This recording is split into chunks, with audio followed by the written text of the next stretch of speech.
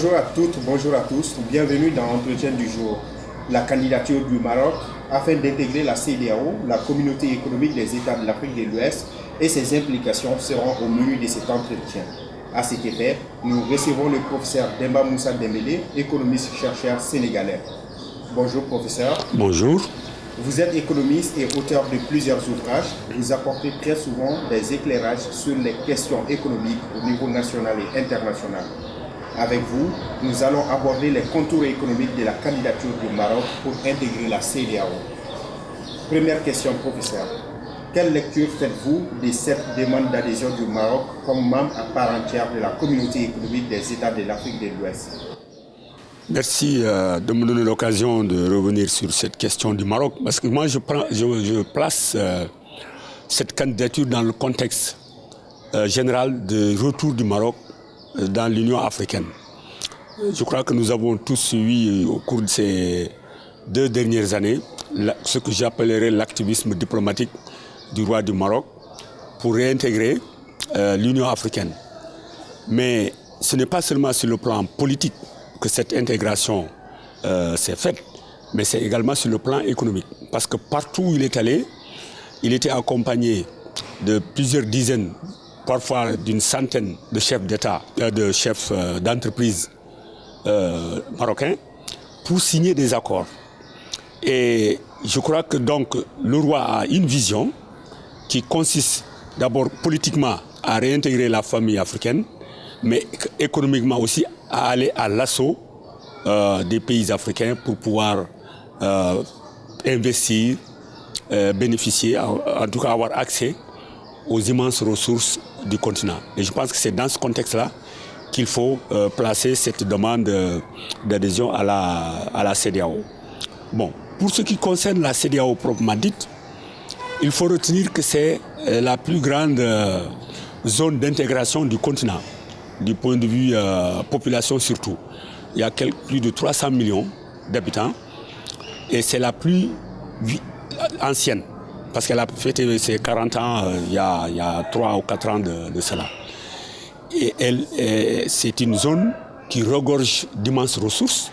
Nous savons qu'il y a le pétrole, il y a le gaz, le diamant et toutes les ressources qu'on peut imaginer. Et aussi des ressources agricoles. Un pays comme la Côte d'Ivoire, c'est un pays agricole. Aussi le Ghana, c'est des pays où le café, le cacao sont des productions de très grande importance. Donc le Maroc, c'est taper à la bonne porte, de mon point de vue, pour ce qui concerne sa stratégie de reconquête. Je peux appeler ça la stratégie de reconquête du continent africain, à la fois sur le plan politique et sur le plan économique. Okay. Professeur, qu'est-ce que la CEDEAO pourrait gagner en ayant le Maroc comme membre à part entière dans cette communauté?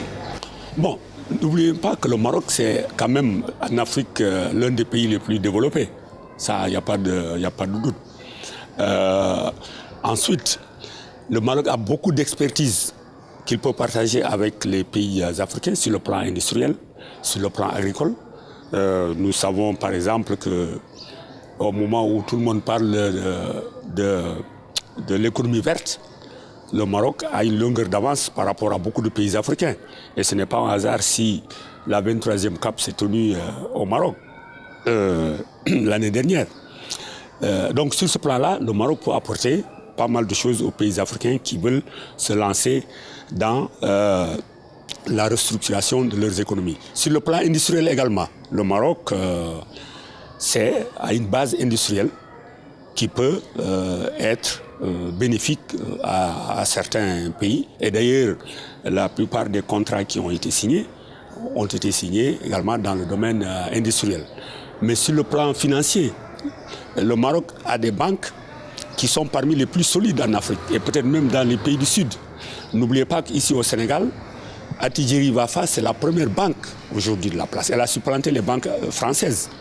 Et donc, le Maroc a des atouts sur le plan industriel, sur le plan agricole, sur le plan financier, a des atouts à vendre, et même sur le plan sanitaire. Comme vous êtes là au Sénégal, vous savez, avec la panne de la machine de l'hôpital d'Antec, les gens qui ont des problèmes de cancer, aujourd'hui, on va les évacuer sur le Maroc. C'est pour vous dire donc que sur ce plan-là également, le Maroc a une expertise à faire valoir.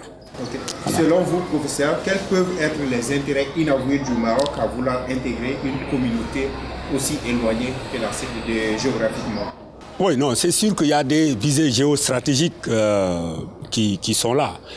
D'abord, intégrer une communauté qui est la plus large du continent, qui est la plus ancienne et qui, humainement, est en première ligne sur le plan du continent, mais également stratégiquement, qui est très bien placé, parce que nous sommes sur l'océan Atlantique. Beaucoup de nos pays ont des débouchés sur l'océan. Et on est juste à côté de l'Europe, comme le Maroc lui-même, bien sûr. Mais surtout, ça permet au Maroc, s'il arrive à intégrer, de consolider un certain leadership. Parce que quand même, dans cette CEDEAO, si le Maroc vient, le seul pays peut-être qui pourrait être comparable du point de vue leadership, ce serait le Nigeria, le géant nigérian. Donc, le Maroc, politiquement, ferait un grand coup, surtout par rapport au rival algérien. Parce que n'oublions pas que toute cette stratégie du Maroc vise à non pas isoler l'Algérie, mais à rattraper le temps perdu pendant le retrait de plus de 30 ans de l'Union africaine, retrait qui a bénéficié à l'Algérie, qui a pu faire passer ses choix politiques. Et le Maroc cherche à rattraper cela. Et donc, en intégrant la CEDEAO, le Maroc va consolider son retour sur le plan continental. Donc, un ancrage plus solide, étant donné que l'Union du Maghreb arabe ne marche plus. Et le Maroc, d'ailleurs, le roi l'a dit, c'est une union qui est enterrée, et c'est pourquoi je me tourne vers la CEDEAO. Donc, consolider ce retour en ayant un ancrage beaucoup plus solide avec la CEDEAO. Au cas où la demande serait acceptée par la CEDEAO, est-ce qu'il y a des points sur lesquels la CEDEAO doit avoir des craintes? Bon, des craintes, je ne sais pas. Vous savez, si les chefs d'État qui vont prendre la décision estiment que l'adhésion du Maroc va poser des problèmes à la communauté, je pense qu'ils ne la prendront pas. Ils n'imiteront pas le Maroc. Donc, peut-être que certains pays pourraient avoir quelques appréhensions du point de vue peut-être de la concurrence des entreprises marocaines. Ça, c'est en fait, parce que s'il y a un libre-échange entre les pays de la CEDEAO et le Maroc, il va de soi que les entreprises marocaines auront un certain avantage stratégique, ça c'est sûr. Et certains pays qui ont un potentiel industriel pourraient bien sûr avoir une certaine crainte. Mais si les règles du jeu sont respectées de part et d'autre, je pense que ces craintes ne seront pas tout à fait extraordinaires, je peux dire du point de vue de l'avenir de la communauté. Maintenant, c'est au chef d'État d'apprécier le pour et le contre, parce que vous savez, dans toute relation, il y a le positif et le négatif.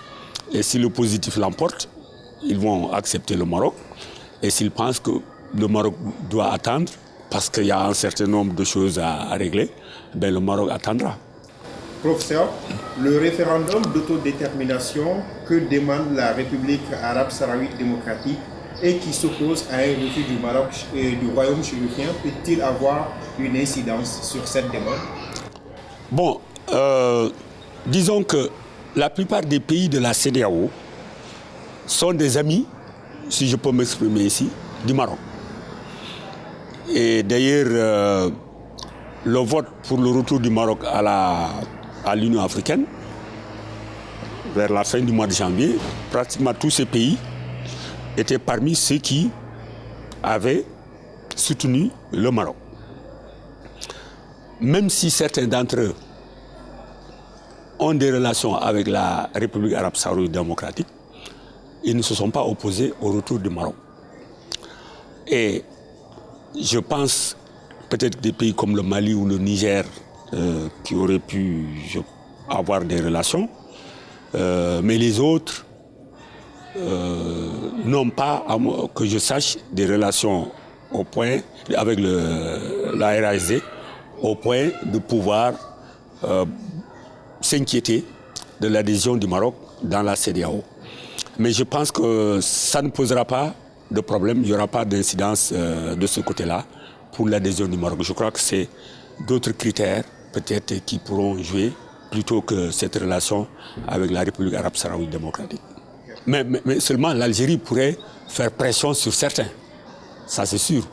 Mais est-ce que ça va, l'Algérie et la Mauritanie, parce que ce sont deux pays qui voient de mauvais œil cette adhésion, c'est sûr. Dernière question, professeur. Sur le plan politique, quel est le message que le Maroc veut véhiculer à travers cette demande d'adhésion à la CEDEAO? Bon, moi je pense que sur le plan politique, c'est le Maroc. Le message que le Maroc voit là, c'est dire je suis de retour, je suis un pays africain. Nous avons commis l'erreur de quitter sur un coup de tête il y a plus de 30 ans. Ben, nous avons compris notre erreur, nous sommes de retour et cette fois-ci nous sommes là, chez nous. D'ailleurs le roi l'a dit, je suis chez moi, c'est l'Afrique. Et c'est pourquoi, au cours des 2 dernières années, ou même 3, il a fait des voyages sur tous les continents, sur toutes les régions du continent, partout. Des pays qu'il ne connaissait même pas, qui n'avaient pas de relation avec le Maroc, comme en Afrique australe, au Rwanda. Il a été partout, il a été tout récemment au Sud-Soudan, après il a été à Madagascar. Donc c'est pour dire que toute l'Afrique aujourd'hui est à la portée du Maroc. Et donc le message que le roi veut lancer, c'est que nous sommes de retour et nous allons rester non seulement sur le plan politique au niveau de l'Union africaine et de ses instances, mais sur le plan économique, nous allons consolider nos rapports avec tous les pays et l'ancrage avec la CEDEAO nous permettra de développer davantage nos relations avec les autres pays du continent et surtout de montrer que nous sommes un pays africain qui veut rester africain et qui veut contribuer à l'union de l'Afrique et à sa prospérité. Et je pense que c'est ça le message que veut lancer le roi en demandant l'adhésion à la CEDEAO. Nous arrivons au terme de cet entretien du jour qui recevait le professeur Demba Moussa Dembélé, économiste-chercheur sénégalais. Merci professeur. C'est moi qui vous remercie. Merci aussi à vous de nous avoir suivis. Merci.